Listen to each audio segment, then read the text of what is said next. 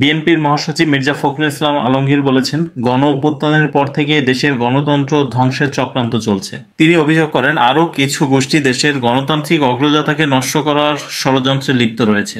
গণ অভ্যুত্থানের পরে যখন বিভিন্ন রকমভাবে একটা প্রচেষ্টা চক্রান্ত চলছে যে গণতন্ত্রকে আবার ধ্বংস করা। আজ শুক্রবার সকালে ঐতিহাসিক ৭ নভেম্বর বিপ্লব ও সংহতি দিবস উপলক্ষে রাজধানীর জিয়া উদ্যানে বিএনপির প্রতিষ্ঠাতা ও সাবেক রাষ্ট্রপতি জিয়াউর রহমানের সমাধিতে শ্রদ্ধা নিবেদন শেষে সাংবাদিকদের সঙ্গে কথা বলেন তিনি। মির্জা ফখরুল তার বক্তব্যে বলেন, ৭ নভেম্বর বাংলাদেশের ইতিহাসে একটি স্মরণীয় দিন।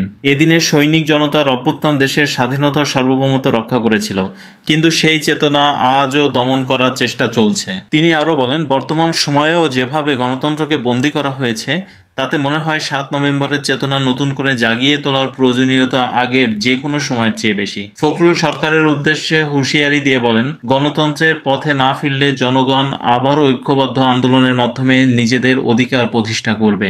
৭ নভেম্বরকে কেন্দ্র করে বিএনপি ও এর সহযোগী সংগঠনগুলো আজ সারা দেশে নানা কর্মসূচি পালন করেছে। দলটির দাবি, এ দিনটি ছিল গণ অভ্যুত্থানের মাধ্যমে জাতীয় ঐক্যের পুনর্জন্মের প্রতীক।